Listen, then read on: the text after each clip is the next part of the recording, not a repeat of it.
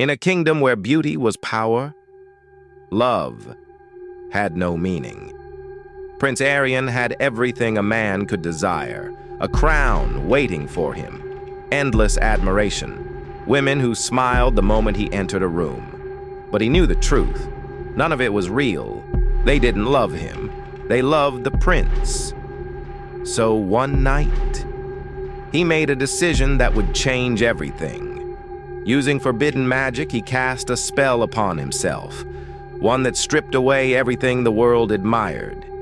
His face changed, his voice roughened. His presence became something people avoided. He became a man no one would ever choose.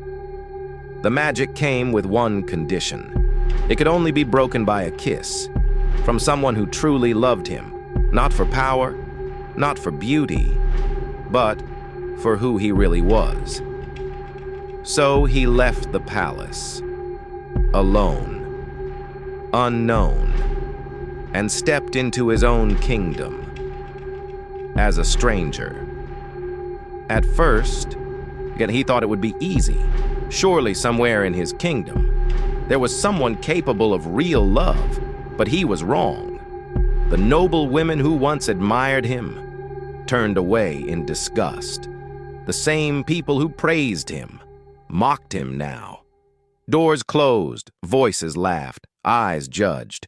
And, for the first time in his life, Arian saw the truth of the world he ruled. Days passed, then weeks.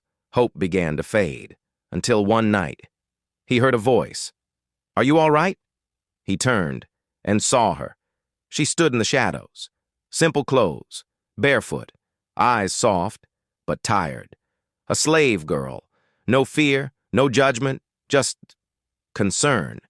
He didn't answer at first. He wasn't used to kindness, but she didn't leave. "Sit," she said gently. "You look like you've been carrying too much alone." Something about her made him stay. That night, she shared her food. I spoke to him like he mattered, listened like he was real. And for the first time, he wasn't invisible. Her name was Lena, and somehow, she was the only one who saw him, not as a prince, not as a monster, just as a man. And without realizing it, he started to return, again and again, until one day, he realized something dangerous.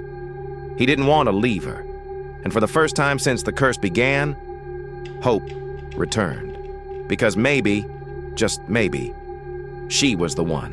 Days turned into something more.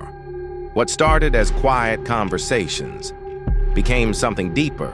Lena laughed with him, walked beside him, stayed, even when she had nothing to gain. And Arian began to feel something he had never known before. Not admiration, not obligation, love.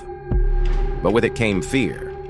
Because if she truly loved him, the spell would break, and everything would change. One night, beneath a quiet moon, he finally asked the question, "Why do you stay with me?" She looked at him, confused. "Why wouldn't I?" He hesitated. "Because I have nothing to offer you." She stepped closer. "That's not true."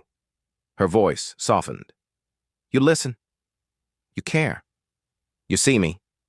She placed her hand gently over his. "And no one has ever done that before." His heart began to race, because those words were real. Slowly, he stepped closer.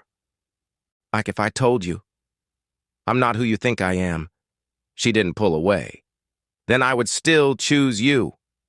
That was it. The truth, the moment, the answer the magic had been waiting for. He lifted his hand to her face, carefully, almost afraid. "Then don't be afraid." And she wasn't. Under the moonlight, she kissed him. The world shifted instantly. Light burst around them. The air trembled. The magic broke. And in her arms, the man she knew was gone. She stepped back in shock, because standing before her now was not a stranger, but a prince, powerful, radiant, unreachable. You? Her voice trembled. Arian looked at her, and for the first time, he was afraid, not of the curse, but of losing her. "This is who I am," he said quietly. Silence fell between them, because everything had changed. He was no longer the man she had fallen for, and he was the man she could never belong to. In the distance, guards appeared, kneeling, calling him Your Highness. And just like that, the world she knew disappeared. Lena stepped back slowly, not because she didn't care, but because now she didn't know if she was allowed to. And Arian realized something he had never considered before. Breaking the curse was never the end. It was the beginning of a different kind of pain, because now he had everything again, except the one thing he truly wanted, her. And the question that remained was far more dangerous than the curse ever was. Did she love him, or only the man he used to be?